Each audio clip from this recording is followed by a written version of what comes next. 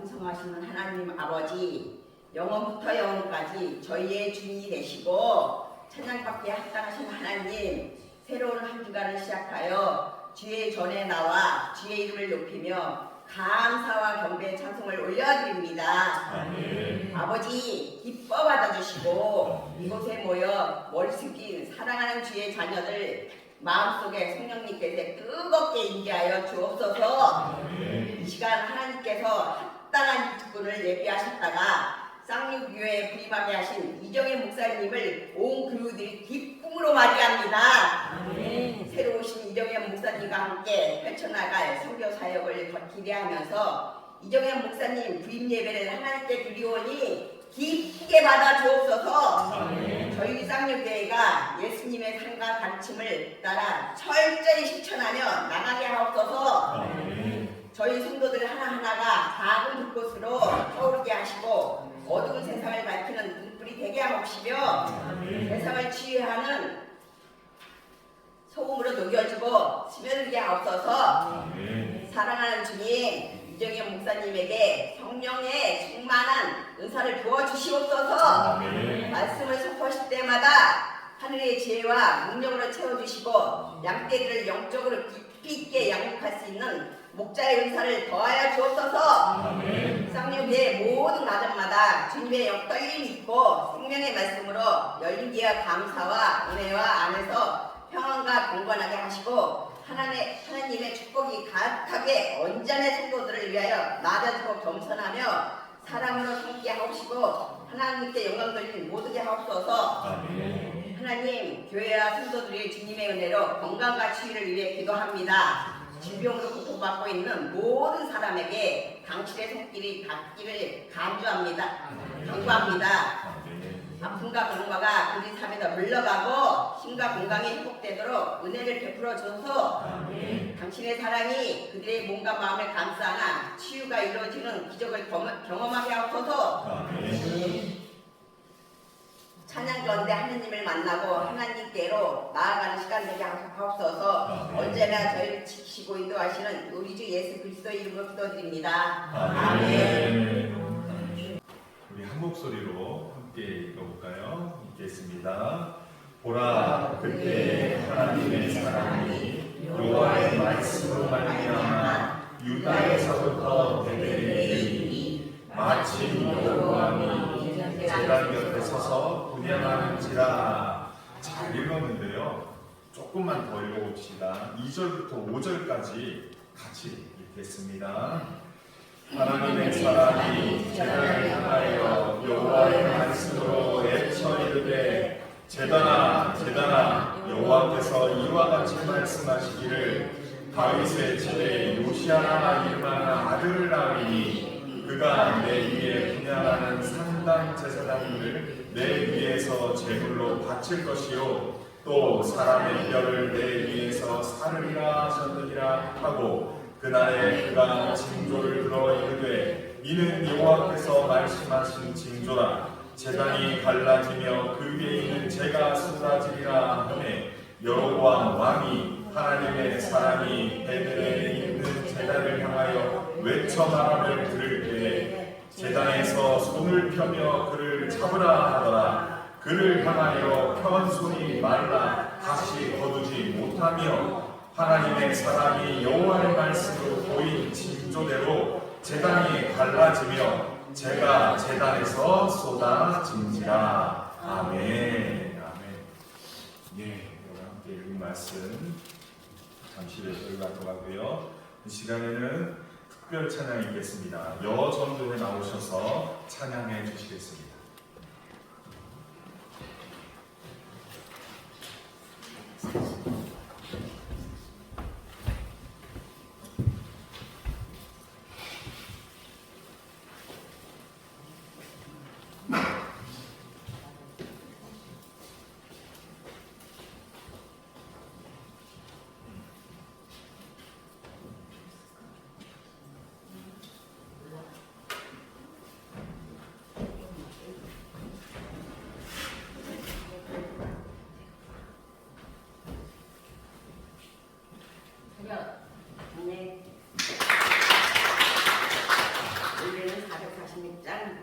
충성예를 불러드리겠습니다.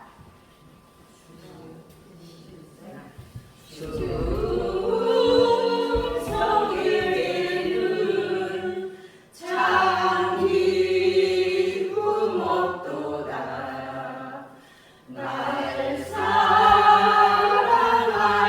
주 늘 계시옵소서. 기쁘고 기쁘도다. 항상 기쁘도다. 나 주께 왔사오니 복 주옵소서. 나 주께 왔으니 복 주시옵소서. 주 함께 계시면 큰 시련이 이기네. 기쁘고 기쁘도다. 항상 기쁘도다. 나 주께 왔사오니 복 주옵소서. 주 떠나가시면 내 생명 헛되네. 기쁘나 슬플 때 늘 계시옵소서. 기쁘고 기쁘도다. 항상 기쁘도다. 나 주께 왔사오니 복 주옵소서. 그 귀한 언약을 이루어 주시고 주 영역 따를 때 늘 계시옵소서. 기쁘고 기쁘도다. 항상 기쁘도다. 나 주께 왔사오니 복 주옵소서.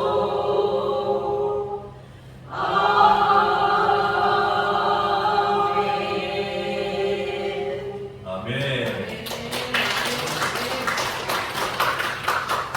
우리 하나님 기뻐 받으신 줄 믿습니다.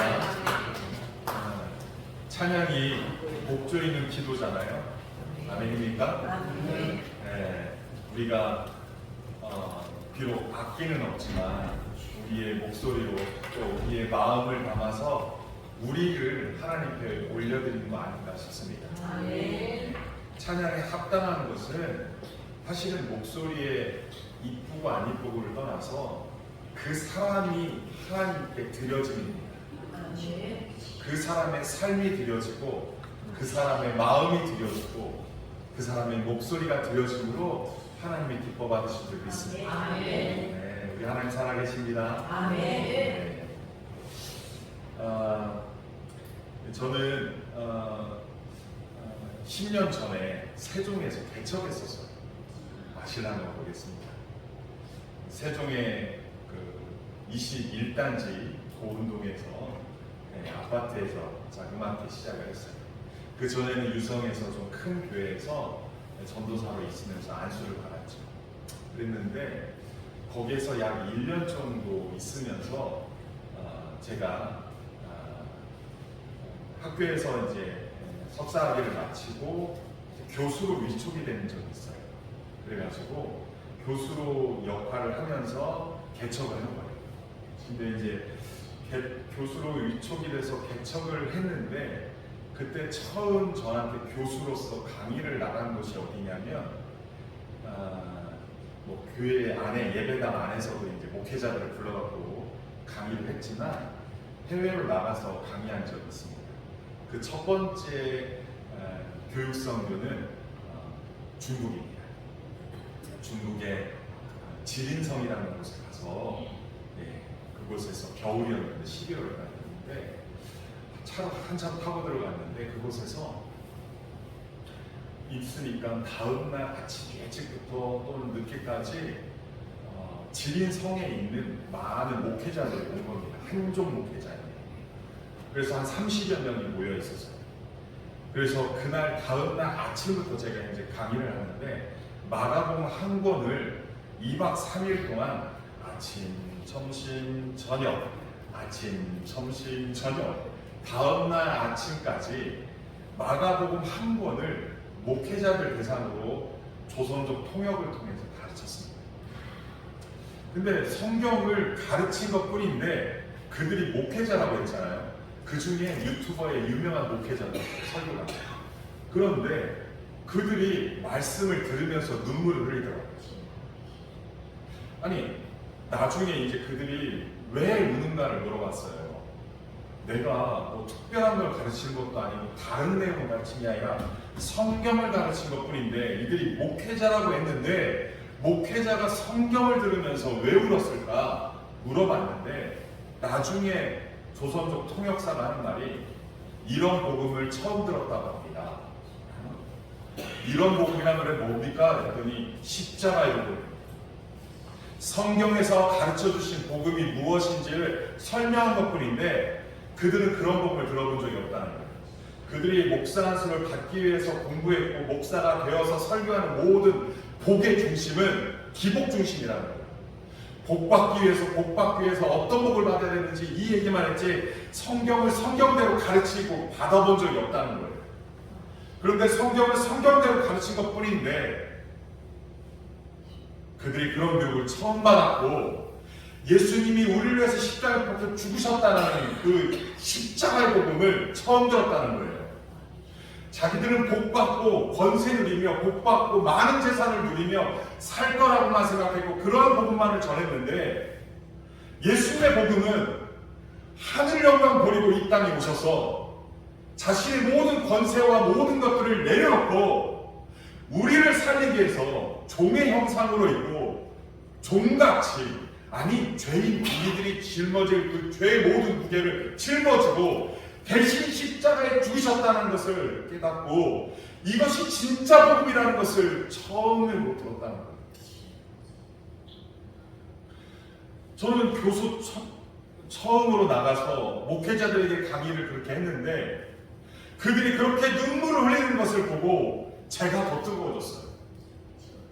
대한민국에서는 마치 십자가의 복음을 마치 교회에서 누구든지 나를 따라오려면 자기를 부인하고 자기 십자가를 지고 따라오라고 하면 아유 이제 그런 얘기 그만해 이렇게 말하는 지금 세상인데 거기에서는 복음 예수 그리스도의 십자가의 복음 자기 희생을 하며 누구든지 나를 따르거든 주님이 따르려고 하는 그 십자가의 모습을 지고 자기 주어진 십자가를 지고 따라가는 것이 제자의 도라는 것을 깨닫고 앞으로 이 목사님이 가르쳐준 대로 성경의 말씀대로 그렇게 복음을 받고 그렇게 복음을 가르치는 주의 종이 되겠습니다 라고 다짐하며 그들이 안수기도 받았습니다. 그러한 첫 번째 강의를 듣고 제 마음이 너무 뜨거워져서 이 교수 사역이 하나님이 기뻐하시는 사역이구나 라고 해서 두 번째 2017년도 여름에 제가 그때는 창원으로 가 있었습니다. 그쪽에서는 꽤 한 1000명이 넘는 교회에 이제 목회자로 부임을 했어요. 부목사로. 그곳에서 여름 휴가를 내고 일주일 동안 휴가가 주어지는데 일주일 휴가 동안 중국에 가서 심양에서 하룻밤 자고 흥룡방송으로 기차를 타고 가는 일정이었습니다. 심양에서 하룻밤을 자고 오후 4시에 기차를 타는데 우리나라에 KTX급의 빠른 기차가 있잖아요. 그 나라에는 뚱기차라는 이름의 기차가 있는데 그걸 타면 4시경에 타면 저녁 한 8시 40분경에 도착한다는 거였어요. 흑룡강성에. 그런데 여름에 가서 그것을 티켓팅을 하려고 했는데 못하는 거예요. 그래서 아무리 하려고 해도 앞에 코디네이터 통역하고 인도하는 사람이 하려고 했는데 안 됐다는 거예요. 그래서 구매한 것이 뭐냐면 우리나라의 비둘기호 통일호처럼 천천히 가는 기차 있잖아요. 근데 거기에는 2층 침대 기차라는 거예요. 그거를 탔는데 4시경에 탔는데 다음날 새벽 3시 15분에 도착합니다. 흑룡. 그러니까 몇백 시간이 걸린 거예요. 그 안에서 잠도 자고 먹고 한여름이라요. 이 사람들이 우통도 벗고 그 속에서 잠도 자고 뭐 라면도 막 거기서 냄새 풍기면서 먹었는데 그곳에서 어쨌든 새벽 3시 반 15분에 도착을 했어요. 그러고서 예약된 호텔에 가서 하룻밤을 자는데 한 6시 반인가요? 한 3시간도 못 잤어요. 바깥에서 문을 두드리는 겁니다. 그래서 이 사람들은 도대체 강사를 새벽 3시 몇 분에 도착했는데 잠도 2-3시간밖에 못 잤는데 이 아침에 깨워서 도대체 뭐 하려고 하나. 그래서 짐을 싹 싸고 나오라는 거예요. 그래갖고 식당에 가서 밥부터 먹이면서 하는 말이 간밤에 12시 반에 공안들이 호텔에 들이닥쳤다는 거예요. 공안들이 들이닥쳐서 신분증업사를 해갖고 잡혀갈 사람들 싹 잡아갔다는 거예요. 제가 몇 시에 도착했다고요? 새벽 3시 15분. 그럼 공안들이 다 들이닥치고 나서 들어간 거예요. 그래서 저는 잡혀가지 않습니다. 사실은 거주지가 심양이었는데 흑룡강성 가는 것 또한 어떻게 보면 잘못된 거예요. 또한 외국인이 그들을 가르치는 자국인들을 가르치는 것 또한 사상적인 교육을 가르치는 것 때문에 저는 잡혀가요.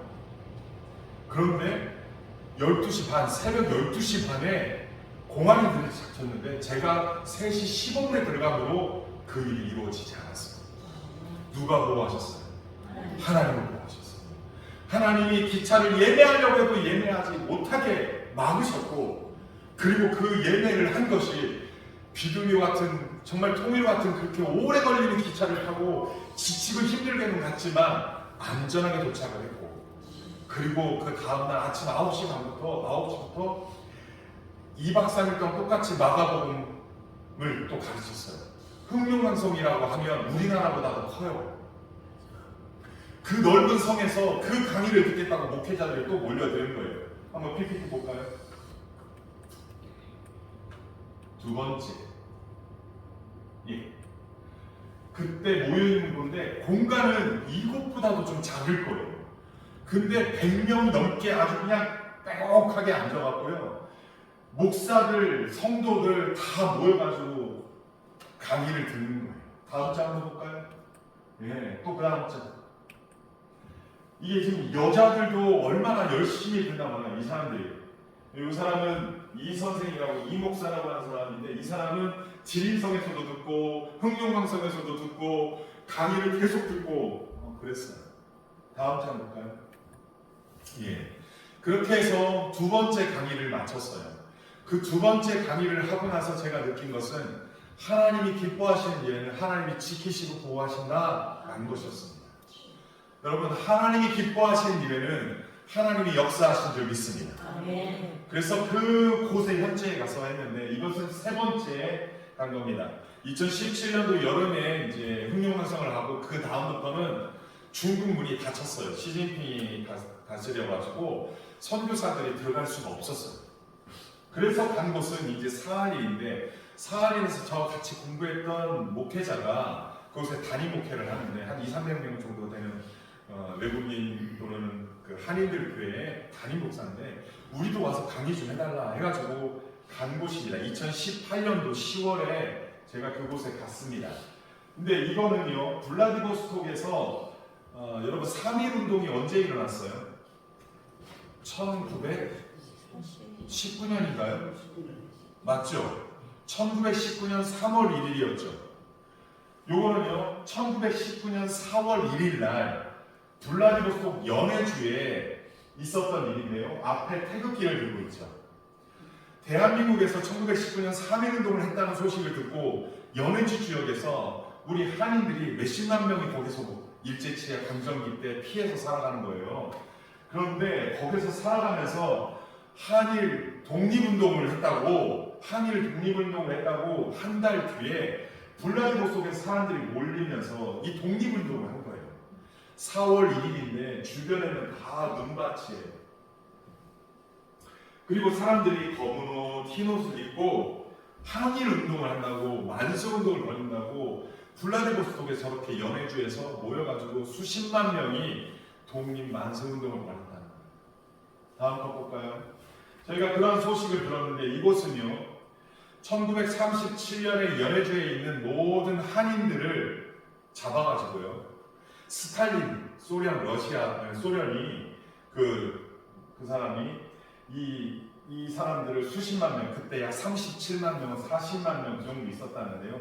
중앙아시아로 흩뿌립니다. 기차를 태워가지고 어디로 태워요? 키르기스탄, 카자흐스탄, 우즈베키스탄, 막 그쪽으로 사람들을 기차로 싣고 하다가 다 떨어뜨리고 6개월 동안 연해주에 있는 모든 한인들을 다 보낸 거예요. 왜 그랬어요? 러시아인과 일본인들이 전쟁을 벌이기 전에 누가 한인인지 누가 일본인인지 분간이 안 돼서 스탈린이요, 연해주 지역에 있는 그 땅에 살고 있는 한인들을 수십만 명을 그쪽으로 흩뿌린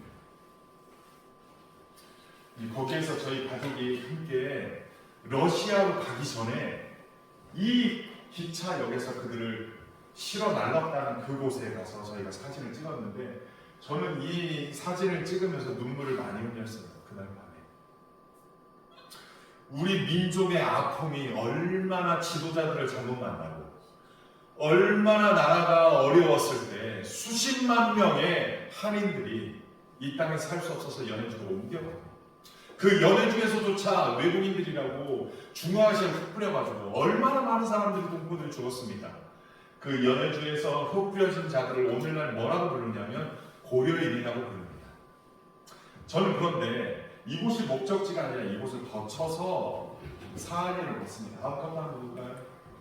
이 사한인에 있는 저희 동기 목사님이 목회하는 목회교회예요.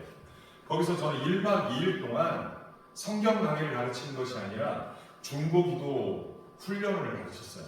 그래서 1박 2일 동안 우리가 중보기도가 왜 필요한지, 어떻게 하는지에 대한 훈련들을 했는데, 이건 이제 주일 설교하는 시간이었고요. 다음 컷 한번 볼까요? 이건 앉아서 강의하는 장면입니다. 그래서 중보기도 강의를, 훈련을 시켜줬던 분입니다. 제가 창원에 있던 교회는 한 1,300명 정도 다니는 교회에서 제가 이제 교구 목사로서 있었는데, 그곳에서 제가 중보기도 훈련을 가르쳤는데, 이제 거기에서 소식을 듣고 저를 불러서, 이쪽은 통역전사입니다. 이거는 평양 길성대학까지 나왔던 유명한 분인데, 사한에서 통역을 제일 잘하는 공식 통역이 가능한 분, 그런 분을 통해서 이제 강의를 했죠. 이제 알고 봤더니 사한인에도요, 1937년도에 대한민국의 남쪽에 살고 있는 한인들을 일본 사람들이 강제 징용해갖고 사한인을 끌고 갔습니다. 사한인 길이기는요, 대한민국 남북한 총 길이보다도 더 길어요. 그런데 가늘어요. 그래가지고 좁은 그런 섬인데, 북쪽은 러시아가 나서고 남쪽은 일본이 나서였어요. 근데 그 남쪽으로 약 4만 명 정도를 강제 징용을 시킵니다. 그래서 거기서 석탄 광으로, 벌목공으로, 그러한 곳으로 이렇게 해서 해다가 1945년 8.15 광복절에 광복을 하고 나서 일본 사람들이 그 사한인에서 일본으로 도망갑니다. 다 떠납니다. 근데 그때 데리고 온 한인들을 두고 갑니다. 그랬더니 이들이, 일본 사람들이 떠나면서 우리가 곧 데리러 올게, 배를 보낼게, 이렇게 하고서 떠났어요. 근데 그들이 돌아왔을까요? 안 돌아왔을까요? 돌아오지 않았습니다. 어떤 사람은요, 코사코프라고 하는 그 해변가에서 8월 15일 날 했는데 약 9월경에 이제 그들이 떠났다고 하더라고요. 9월 15일경에. 그런데 그들이 배를 곧 보낸다는 그 말만 믿고 그 해변가에서 기다리다가 얼어 죽고 굶어 죽고, 그렇게 많은 사람들이 헤엄쳐 가려고 하다가 빠져 죽고, 많은 사람들이 죽었다고 하는데, 다음 것 한번 볼까요? 이것이 코사코프에 있는 북쪽에서 수많은 사람들이 그 얼어 죽고 굶어 죽고 빠져 죽은 사람들의 넋을 기리기 위해서 만양의 탑을 쌓은 거예요. 저도 노무현 대통령 때인가요? 그때 아마 저게 세워졌다고 합니다. 사할린에 유전, 가스 유전이 발견돼서 대우건설이 그쪽에서 공사하러 갔었는데 그때 그 소식을 듣고 저게 그냥 새 파이프라고 합니다.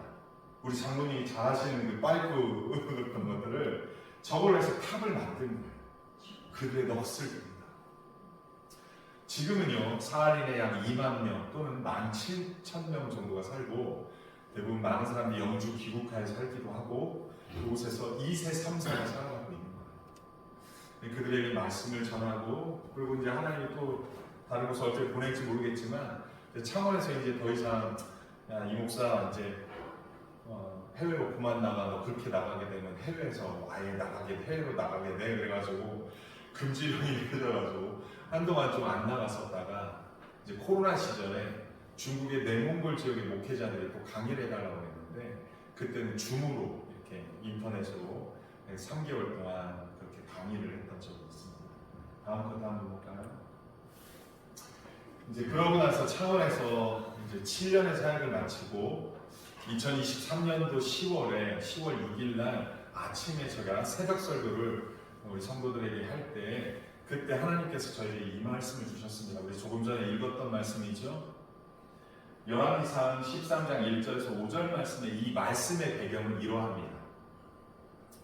12장 여러분들 성경 펼쳐봤으면 12장 25절에서 33절의 내용이 뭐냐면 여로보암이라는 부분이 나옵니다. 이 여로보암은 솔로몬 아들이 르호보암입니다. 솔로몬 아들이 르호보암이고 그 르호보암이 다스리다가 남과 북이 갈라집니다. 남과 북이 갈라지는데 남쪽은 유다라고 하고 북쪽은 북이스라엘이라고 하는데 북이스라엘의 통치자가 여로보암입니다. 여로보암이 자기가 왕이 딱 됐는데 그동안 나라가 하나였는데 쪼개니까 예루살렘 성은 아래쪽에 있는데 북쪽에 있는 사람들이 절기 때마다 남쪽에 내려가서 유월절 또는 초막절 기타 절기마다 제사하러 간다고 하면 얘네들이 가고서 돌아오지 않을 거라는 염려가 있는 거예요. 마치 북한에서 남한으로 내려오면 기순하면 북쪽으로 안 가는 것처럼 북이스라엘에 있다가 남쪽이 좋아서 안 올라오면 어떡하나 해갖고 그쪽에다가 금송아지를 2개를 만듭니다. 북이스라엘 북쪽에 2군데, 북쪽과 아래쪽에 2개를 만들어봤는데 금송아지 우상을 만들어가지고 거기서 남쪽에 내려갈 필요 없다. 거기서 예배해라. 그러고 섬기던 제사장들을 다 잘랐어요. 그리고 여로보암 왕이 북쪽 이스라엘 왕이 자기가 원하는 사람을 제사장으로 앉혔어요. 자기 측근 사람들 앉혔단 말이에요. 그리고 절기도 조금 바꿨어요. 그러니까 북쪽에서 남쪽으로 내려갈 필요가 없어. 그러니까 북쪽에 있는 하나님의 사람들이 남쪽으로 하나님 섬기러 다 내려왔어요. 그러니까 북쪽에는 그렇게 하나님을 섬기는 나라였는데 하나님을 더 이상 섬길 수 없는 환경이 된 거예요.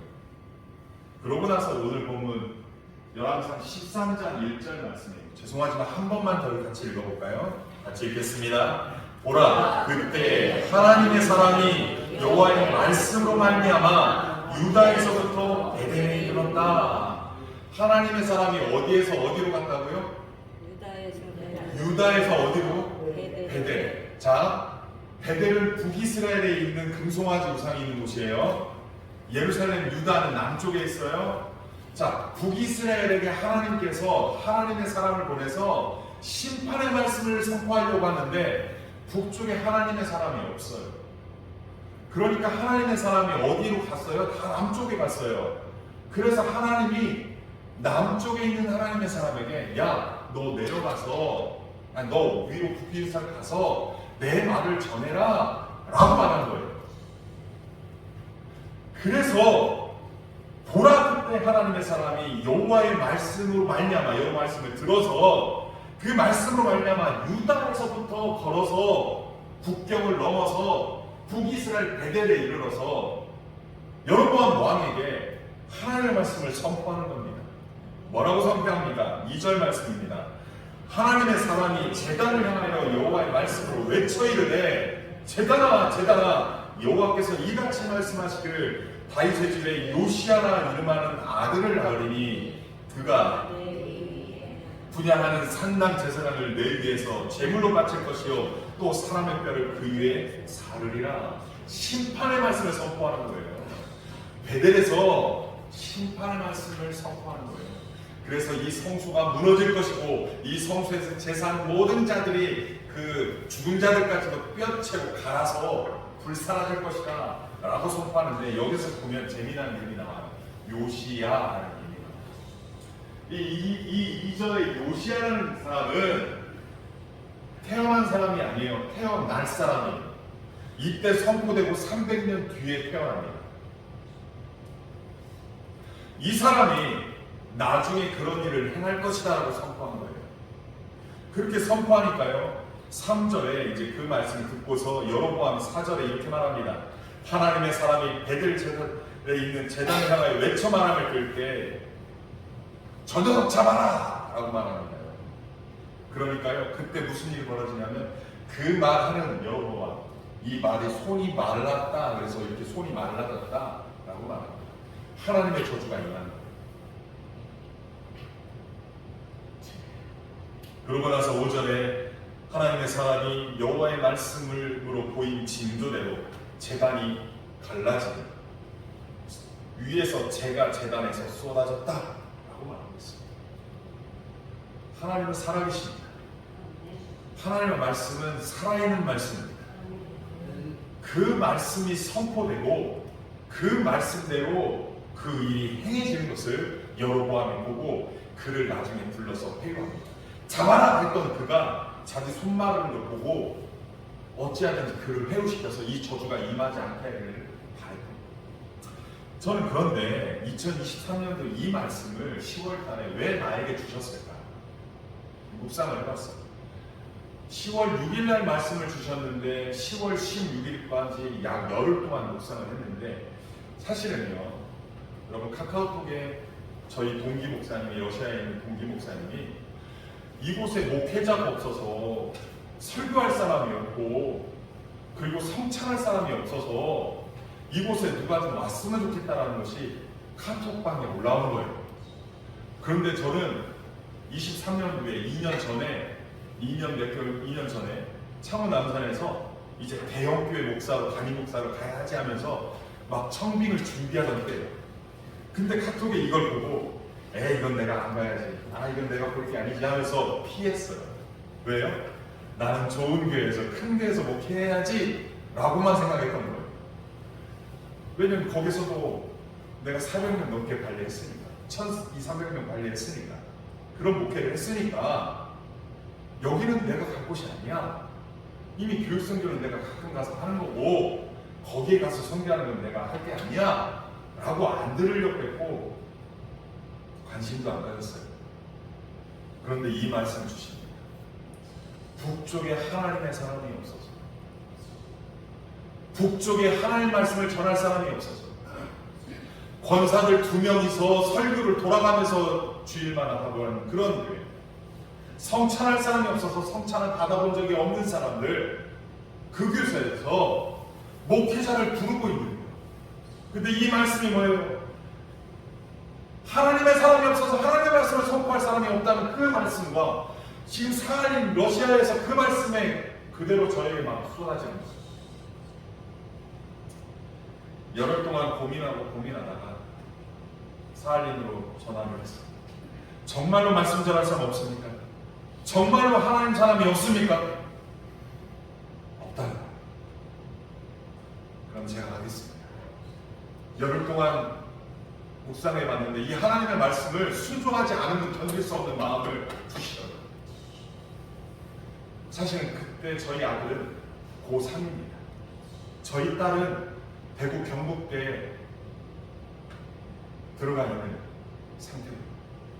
1학년. 그래서 고3짜리를 두고 가는 게 맞나 싶지만 하나님의 말씀이 가라고 하는 말씀도 들리는데 거부할 수가 없었어요. 하나님의 말씀을 순종하지 않는 종이 종이에 앉지 않습니다. 그래서 출발을 합니다. 뭐가 우리 딸내미고 아들내미입니다. 같이 2박 3일 동안 한 방에서, 물론 아파트는 방 3칸짜리 있었지만 한 방에서 한 입을 덮고 자고 같이 밥 먹고 추억을 쌓느라고. 이제 헤어지면 또 언제 자주 만날지 모르니까 추억을 쌓고요. 저 사진은 이제 동해에서 블라디보스토크 가는 배를 탔습니다. 그래서 배 위에서 이게 이제 1월 첫째 주 4일날 도착해서 예배 드리는 건데, 그것은요 1월 7일이 성탄 주일입니다. 성탄 예배입니다. 동방종교의 뜻에 따라서 1월 7일이 성탄절이에요. 우리랑 좀 다르죠? 이 사람이 이제 러시아인이고 이분이 통역전도사고 제가 이제 설교하고, 그때 예배 마치고 사진을 찍었는데 절기 때마다 저렇게 사진을 꼭 찍고 기념을 남기더라고요. 37명이 예배드렸습니다. 맨날 그렇게 될 줄 알았는데 그렇게 안 되더라고요. 맨날은 안 되고 절기 때만 저렇게 모인다고 하더라고요. 저기는 그리스도 정교회로서 우리나라 4월 초파일이면 가끔 절에 가는 것처럼 거기도 그냥 교회를 그렇게 가요. 주일 성수라는 게 없어요. 예배 중심이 없어요. 그냥 세례 받으면 구원 받았다, 가끔 시간 나면 교회 간다, 이게 전부예요. 그러니까 그들이요 하나님의 말씀대로 사는 게 뭔지도 몰라요. 그 다음 장 한번 볼까요? 그렇게 갔는데 눈이 저렇게 막 날리더라고요. 눈이 겁나게 옵니다. 한번 동영상 틀어볼까요? 스피커 좀 올려주시고. 이게 지금 동영상이에요. 우리 교회 앞마당이고 대문이고. 네, 한번 마우스만 클릭 한번 해보십시오. 마우스만 여기.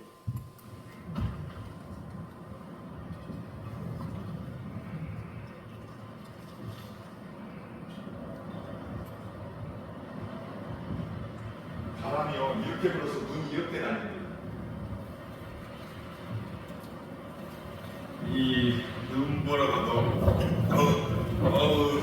숨을 못 쉴 정도로 바람이 붑니다. 다음 컷 한번 볼까요? 네, 다음. 네, 화살표 돌립니다. 다음 거 본 거예요. 마우스 클릭해 주세요. 바람이 뒤에서 불립니다. 이제 앞을 분간할 수가 없어요. 가로등하고 관객 대각을 길을 볼 수가 없어서 저 가로등 위에 있는 가로등만 보고 길을 예상하고 전혀 앞을 예상할 수 없죠. 예, 저게 풍설이라고 하는 건데요. 태풍급 바람에다가 눈이 저렇게 옵니다. 예, 다음 거 볼까요? 예, 지금 또 돌리는 건데 다음 거. 예, 이게 교회이고요. 여기까지 눈이 가득 찼었는데 하루에 10cm씩 줄어듭니다. 햇빛 때문에. 그러니까 여기 처마까지 눈이 왔다는 거예요. 한 2-3m, 한 3m 가까이 왔다는 거고요. 이게 지금 창문이에요. 창문까지 다 막힌 거고, 여기가 지금 막혀가지고 여기 대문이었는데 여기를 뚫어서 이렇게 만든 겁니다. 주일마다 이렇게 눈을 치워야 돼요. 왜냐면 여기에 차를 대야지 주일예배를 드릴 수 있는 거예요. 이거는 지붕 위에 저희 아내가 지붕 위에 눈을 치우고 있습니다. 저게 녹으면 여기는 탑을 이렇게 빼쪽하게 유럽풍을 했는데 저기도 저렇게 눈이 빼쪽하지 않은데 거기 눈이 녹으면 나중에 얼음 덩어리가 됩니다. 근데 그 무게를 견디지 못해서 집이 무너져요. 그래서 눈을 치워야 되는데 지붕 위에서 저희 아내가 하는 겁니다. 제가 올라가면 안 된다고 아내가 올라갔어요. 왜요? 제가 올라가면 안 돼요? 무너질 거예요. 그래서 저희 아내가 굳이 저 올라가려고 했는데 아내가 올라갔어요. 다음 장 볼까요? 이렇게 겨울을 맞이하고요. 다음 장 볼까요? 네, 여기에 보면 이제 가가호 집집마다 신방을 했죠. 러시아 자매가 있는 집이었고 저쪽은 장애가 있고 이렇게 지금 한인 3세 또는 2세 가정마다 이렇게. 또 다음 장 볼까요? 네, 저렇게 신방을 했습니다. 다음 장 볼까요? 근데 이제 제가 신방하고 눈치오로만 간 게 아니잖아요. 하나님 그걸 보내신 이유가 있잖아요. 그래서 했는데 여기 보면 제가 축도 성찬하고 아까 얘기했던 권사 2명이서 설교하는 교회 성찬하고 마지막 축도하는 장면인데 이분이 지금 뭐 하고 있어요? 손을 들고 있어요. 왜 손 들고 있어요? 한 번도 축도를 경험해 보지 못했어요. 복 받고 싶어서 목사님 손 드니까 자기도 손 든 거예요. 여기 있는 이분은요, 자기 손을 자기 머리에 대고 있어요. 그 복을 받고 싶어서. 축도를 받아보지 못했으니까 목사님이 하는 대로 그냥 그 복이 내게 임하소서 하는 사람. 이들이 지금 러시아인들이에요, 러시아인. 이게 대표가 이제 얘기하는 거고, 여기는 또 다른 교회, 여기는 와우체크라는 교회고 포르나이스 교회라는 교회에서 여기도 성찬했던 장면입니다. 다음 것도 볼까요? 그런 사역도 했고요. 저희 교회에 제가 이제 뭐 목회자들도 가르쳤지만 우리 교회에 이제 제자훈련을 했어요. 주일 오후마다 오전 예배 드리고 오후마다 제자훈련을 하겠습니다 해서 제자훈련을 했는데 그때 14명이 왔어요. 교회에 예배드리는 인원이 보통 25명 정도였어요. 매주 한 25명 정도 예배를 드렸는데 14명이 제자훈련을 약 한 18주 정도 했습니다. 이 장면은 4명이 지금 앉아있고요. 이 장면은 2명이 앉아있죠. 이분이 통역전사입니다. 그런데 위에서 제자훈련 주일날 오후만 하다가 밑에 있는 사람들은 주일날 오후에 못 오는 사람도 있잖아요. 그러니까 못 오는 사람들은 평일날 그 사람이 교회에 올 수 있는 사람들 안에서 보강을 하는 거예요. 어떤 사람은 수요일날, 어떤 사람은 화요일날, 어떤 사람은 목요일날 하면 그때만 하는 거예요. 여기는 통역전사님이고 이분인데 신앙생활을 10년 동안 했대요. 근데 제자훈련을 한 번도 못 받아봤대요. 그런데 제가 훈련을 받으면서 본인이 제자훈련 받으면서 이런 교육을 처음 받았다는 거예요. 예수님이 누구신지 조금은 알지 제대로 복을 몰랐다는 거예요. 그래서 이때 약 18주 동안 저분이 직업이 약사예요. 이틀 일하고 이틀 쉬어요. 그러니까 주일 제대로 못 나올 거 아니에요. 근데 그때 훈련을 받으면서 복음을 제대로 알았고 예수님을 제대로 알았고 이제 내가 무엇을 믿고 누구를 믿는지 알 것 같다. 그 말을 하더라고요. 하나님이 저를 보내신 이유가 이 사람 때문이 아닐까라는 생각도 한번 해봤습니다. 하나님은 한 영혼을 천하보다 귀히 여기신 줄 믿습니다. 그 영혼을 구원하기 위해서 그냥 주일날만 앉아있거나 시간 나면 앉아있는 게 아니라 예수가 누군지 그분이 나와 어떤 관계인지 그것을 알고 믿고 따르는 제자의 삶을 시작했습니다. 다음 것 볼까요? 예, 그렇게 훈련을 받아서 모두 수료한 것은 9명입니다. 물론 다 못 받고요. 그 14명 중에 일부는 영주기국을 하고 그래서 수료를 못 받았습니다. 요 사람들이 이제 저의 일기 제자들입니다. 여기 남자가 37살 당시 먹었었고요. 지금 38살 정도 됐고요. 엄마하고 아빠입니다. 이 형제가 3대째 믿음을 이어갔어요. 친할머니 그리고 외할머니부터 믿음이 3대에 이르렀는데 이 형제가 안수집사 회장이에요. 그 형제가 믿었고 부모들도 같이 믿었고 제자를 했죠. 다음 거 볼까요? 그렇게 제자를 해서 좋은 열매들을 거두었습니다. 그런데 꼭 그런 것만 있지 않았습니다. 딸내미는 아들내미 여기 있으니까 불편함들, 고3들 진학도 있었고 어려움들 좀 많이 있었죠.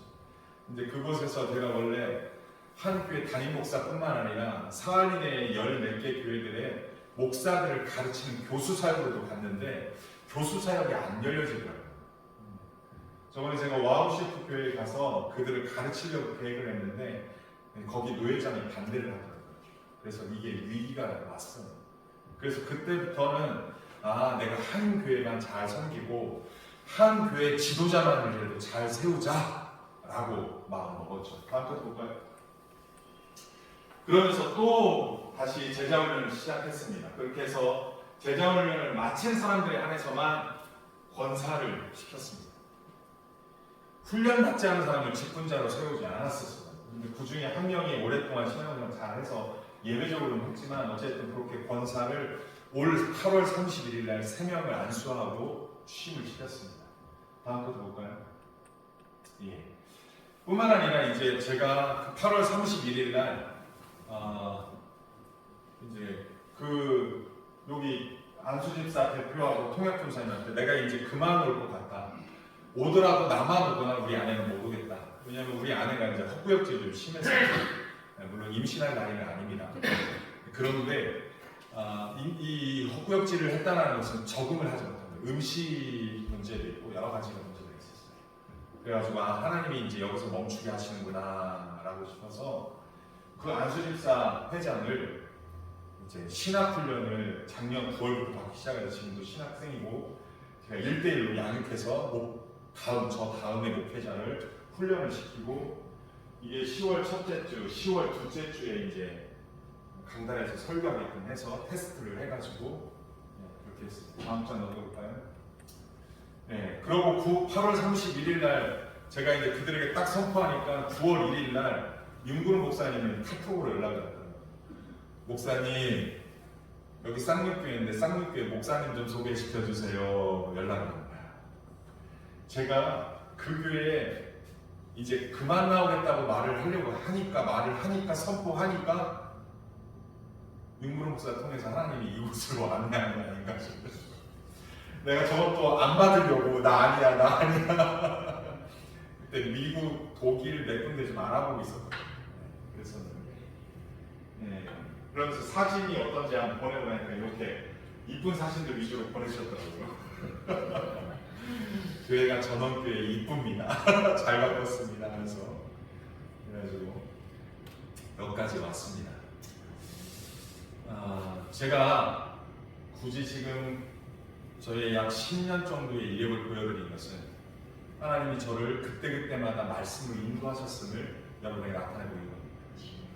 저는 그냥 제가 가고 싶은 곳을 다닌 게 아니라 제가 세종에서 개척했을 때 사무엘상 말씀을 통해서 다윗 말씀을 통해서 창원으로 경남 창원으로 하나님이 인도하셨고 또 러시아 사안으로 인도할 때도 열왕기 상 말씀을 주셨고 또 열왕기 상에서 그곳에서 말씀으로 잘 양육하고 후임자까지 세우고 나니까 이제 하나님께서 포로 귀환 공동체처럼 저를 또 귀환하고 이렇게 공동체로 이쪽으로 이제 이스라엘 백성들이 포로로 있다가 다시 귀환한 것처럼 저도 다시 한국으로 왔는데 에스라 말씀을 보니까 떠났던 자리로 돌아오더라고요. 제가 10년 전에 어디서 떠났다고요? 세종에서. 근데 떠났던 자리로 돌아오는 거예요. 그러니까 저는 지금 말씀의 이 인도함을 거부할 수가 없는 거예요.